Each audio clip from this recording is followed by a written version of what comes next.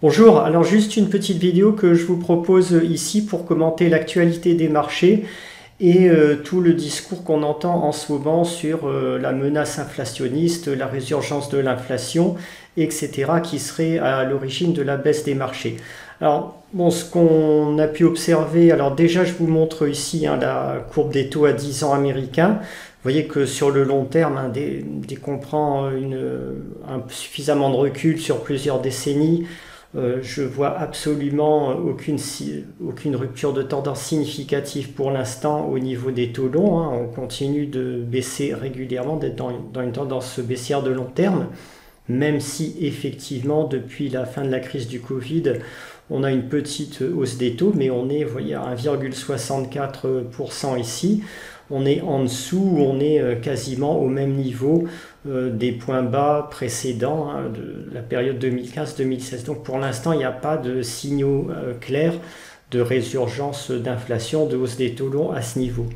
Le comportement des marchés sur les dernières séances, la correction qui s'est déclenchée là, elle est typiquement déflationniste. Vous voyez que ici l'euro a baissé face au dollar. On était au 11 mai, on était encore à 1,2173. On est passé en dessous des 1,21 $ pour 1 euro à la suite de la correction.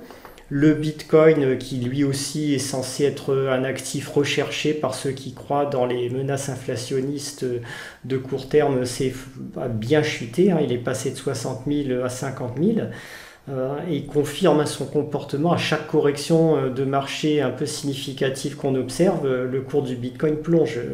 Il ne réagit pas du tout à la hausse, comme si le marché allait sacrifier le dollar pour des craintes inflationnistes. On a observé ce comportement régulièrement sur les dernières corrections.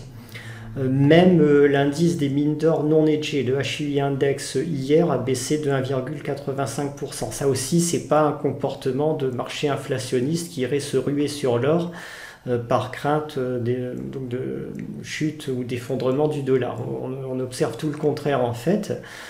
Sur les 2-3 dernières séances, le dollar a gagné du pouvoir d'achat face à la quasi-totalité des actifs disponibles. Alors ce que je vous dis là, ça ne remet évidemment pas du tout en cause ce que j'ai développé dans les dernières vidéos, à savoir que sur le long terme, le pétrole, les pays émergents, le secteur des matières premières et les small caps value sont des actifs qui devraient surperformer le marché dans les 5-10 ans qui viennent sans problème. On voit qu'on est en bas de cycle ici sur les actions pétrolières et qu'on est en train de progressivement de sortir de ce bas de cycle exactement comme on l'était en 2000.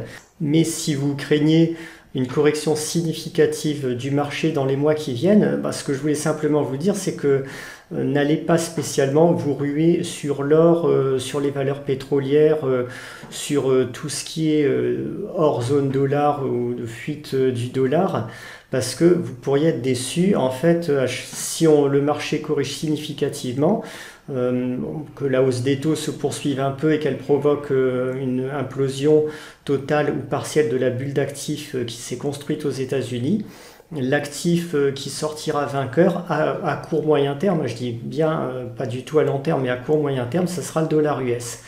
C'est la monnaie de règlement des dettes, c'est encore la monnaie de réserve mondiale, peut-être pas pour très longtemps, mais sur le court moyen terme, ça sera, certes, il faudrait, si vraiment on veut jouer un scénario de correction forte des marchés, la meilleure option, à mon avis, ça sera de rester cash en dollars dans ce contexte, éventuellement d'avoir quelques positions baissières. Si vous êtes par contre dans une optique de long terme, avec un horizon d'investissement de plusieurs années et que des corrections intermédiaires ne vous dérangent pas, à ce moment-là, bien sûr, vous pouvez sans problème conserver vos actifs investis soit en valeurs pétrolières, énergie, matières premières, pays émergents, small caps value et autres. Bon, vous devriez largement sortir vainqueur au bout du compte. Bon, à mon niveau, il n'est pas question de tout vendre. Évidemment, on est en ce moment sur du très court terme dans une situation plutôt de pic de pessimisme sur les marchés d'ailleurs. Si vous regardez le PCR 5 jours ici, vous voyez qu'on est à des niveaux de 0,57, 0,58. Alors c'est des valeurs basses par rapport aux références historiques de long terme de l'indicateur, mais à plus court terme, on est en excès de pessimisme. Et c'est exactement la même chose sur le VIX en ce moment. Donc ici, vous pouvez voir un graphique du VIX qui est complètement sorti de sa Bollinger supérieure hier soir en séance, à 27,59. Là aussi, bon, il donne plutôt un signal de rebond à court terme sur les marchés. Alors malgré tout, si on regarde sur le moyen terme maintenant, le décompte héliotiste est quand même assez inquiétant. Quand on regarde le Nasdaq, on a vraiment très clairement une séquence haussière en 5 vagues, 1, 2, 3, 4, un biseau ascendant ici qui se termine en vague 5, on a la divergence baissière qui se construit.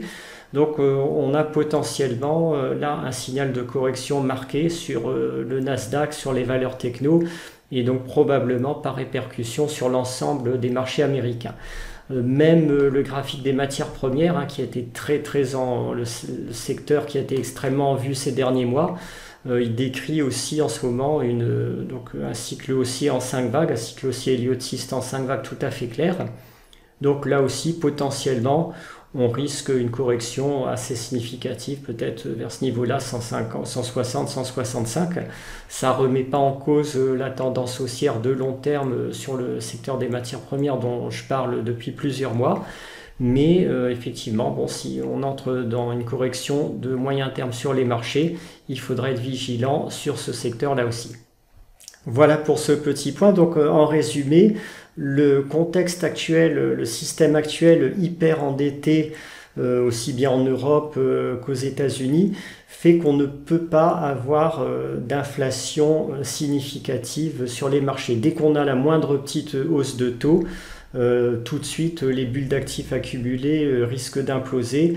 On entre à ce moment-là dans une grosse correction ou dans un marché baissier temporaire qui tout de suite fera retomber les taux longs et les craintes inflationnistes au plancher. Le vrai danger, ça reste soit l'implosion de la bulle d'actifs, soit à plus long terme un épisode d'hyperinflation, de dévaluation brutale du dollar, mais qui n'a rien à voir avec de l'inflation au sens classique du terme.